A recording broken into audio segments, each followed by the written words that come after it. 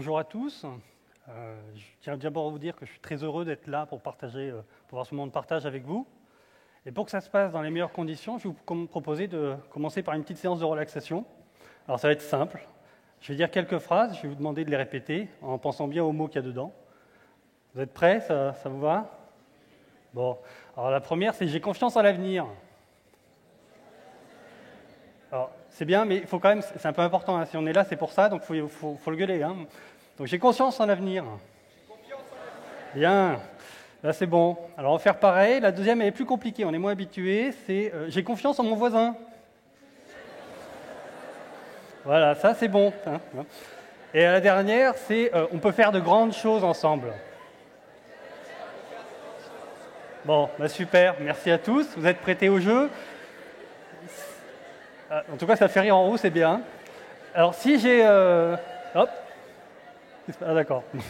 Il y en a qui se regardent, en fait, c'est ça.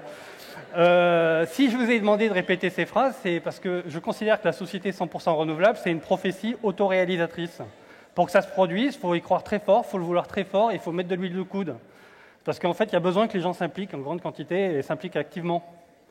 Et alors, qui je suis, moi, pour vous dire ça? Moi, je m'appelle Julien Robillard, j'ai 40 ans, j'ai 2 enfants, Siméon, 8 ans, Jacques, 3 ans.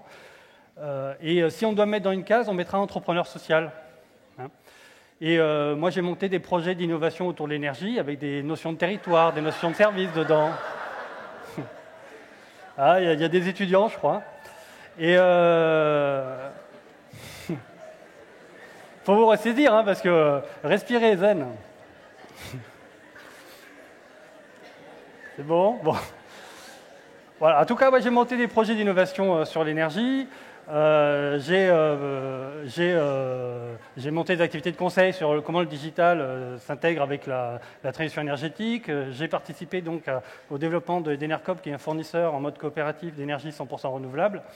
Et j'ai été administrateur d'une asso qui s'appelle Leclerc, qui lie des acteurs sur la transition énergétique. Je suis à Grenoble depuis 2 ans et demi et je travaille chez des missions de conseil, effectivement, pour des petites utilities un peu disruptives. Et je mène des projets sur l'implication des projets participatifs d'investissement dans les renouvelables et un autre projet sur une autre société sur comment est-ce qu'on va redynamiser les collectifs au sein des copropriétés. Et le fil rouge dans tout ça, ce qui fait que je suis là, globalement, c'est je cherche à créer de la valeur sur la transition énergétique et de la valeur pour tous. Et parce que, au fond de moi, ce qui me motive, c'est que globalement, je suis quelqu'un de révolté. Je n'accepte pas qu'on ait transformé le monde en marchandise. Je n'accepte pas que notre société soit devenue une machine à broyer l'homme, à broyer la biosphère. Je sais que je fais le constat qu'en gros, on va dans le mur, que normalement, on travaille très efficacement à la disparition de notre espèce et des autres d'ailleurs, mais je ne l'accepte pas. Moi, on ne m'a pas éduqué comme ça. Ce qu'on m'a dit, moi, c'est qu'on fait attention aux autres.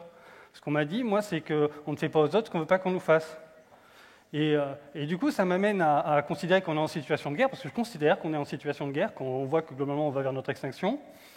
Et qu'en situation de guerre, je relativise personnellement la notion de carrière et d'épaisseur du portefeuille. Ce qui m'intéresse, moi, c'est où est-ce que mon action peut avoir de l'impact. Et je considère que mon impact, il peut être dans l'énergie. Alors, la société 100% renouvelable, ce n'est pas que de l'énergie, hein, c'est plus large que ça. Mais je considère que c'est dans l'énergie que se passe la bataille la plus importante et celle qui peut faire pivoter notre société. Alors, pourquoi je considère ça? Je considère ça parce que notre société, l'énergie, ça définit les relations de pouvoir depuis un bail. Parce que la précarité énergétique qui explose, ça montre bien qu'on définit des hiérarchies sociales en fonction de l'accès à l'énergie. Et par ailleurs, l'énergie, on en consomme tous tout le temps. Et du coup, il y a peu de choses avec quoi on a une relation aussi intime. Alors, ce qui est important de préciser, c'est que de mon point de vue, la transition énergétique, cette société 100% renouvelable, ce n'est pas une question technique. Il y en a de la technique, mais on arrivera à passer outre. On arrivera à la mettre en place. L'enjeu, c'est vraiment l'implication des gens. Comment ils veulent cette société, comment ils s'y engagent. Et c'est ça l'enjeu. Et pour bien préciser pourquoi, je vais quand même rappeler quelques définitions. Hein. Société 100% renouvelable, ça veut dire que toutes les actions qu'on fait dans notre vie tout le temps, on va les faire grâce à de l'énergie renouvelable. L'énergie renouvelable, le soleil, la biomasse, le vent, la chaleur de la terre, j'en passe et des meilleurs.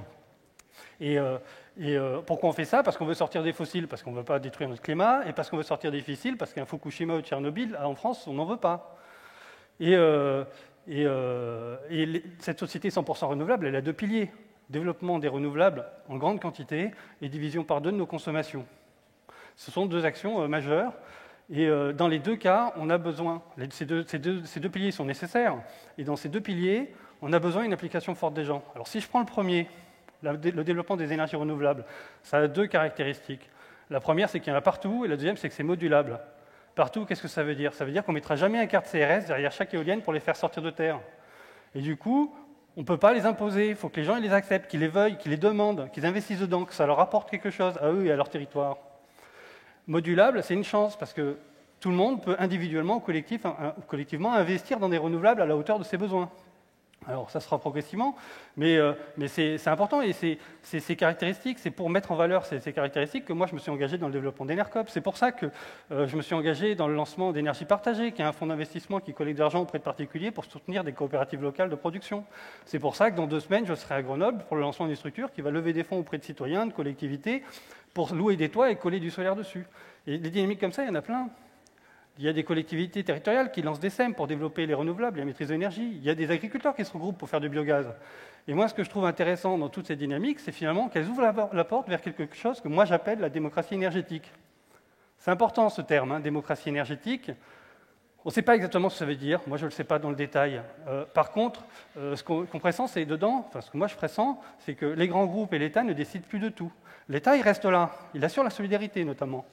Mais ça ouvre des perspectives complètement autres. La revitalisation des territoires, du lien social, de la coopération, la solidarité qu'il peut y avoir entre les zones rurales où il y aura la production et les zones urbaines où sont les consommations. Et puis d'une façon plus globale, des notions d'indépendance énergétique qui nous permettent de garder la main sur nos choix futurs. Alors ce pilier, cette dynamique, elle est lancée. Il y a même des grandes utilities qui s'y rattachent. Engie, maintenant, c'est le champion des renouvelables. Ils font même du crowdfunding. Total, ils ont racheté un fournisseur d'électricité verte qui a essayé de faire du participatif. Donc c'est bien, il faut les renforcer, ces dynamiques. Mais ça ne suffit pas. Il faut le deuxième pilier, la division par 2 des consommations. C'est important, mais ce n'est pas de la flûte. On l'a écrit dans la loi de transition énergétique. Ça a été une lutte féroce pour le mettre. Mais maintenant, on se pose la question, et comment on va faire? Parce que nos consommations, elles sont conditionnées. Elles sont conditionnées par les infrastructures, par nos équipements, par nos représentations sociales. La question, c'est comment dire, la consommation, c'est notre culture. Et c'est normal, parce qu'on est dans une société 2, personne ne suit, consommation, voilà. Donc c'est ça notre culture.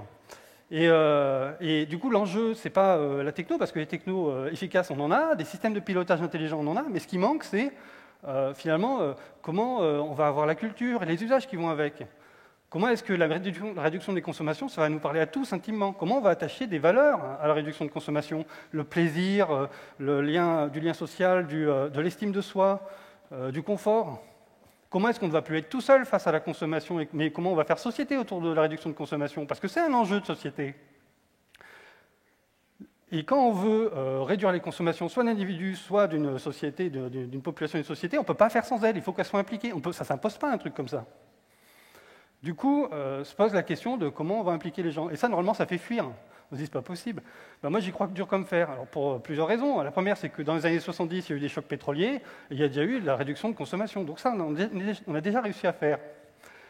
Maintenant, on doit passer un cap supplémentaire, mais ce qui est intéressant, c'est quand même que depuis 40 ans, on a évolué. On a eu Internet. Et pour moi, Internet, c'est une énorme machine à transformer la culture. Par contre, pour utiliser la puissance d'Internet, il va falloir basculer dans un monde de services.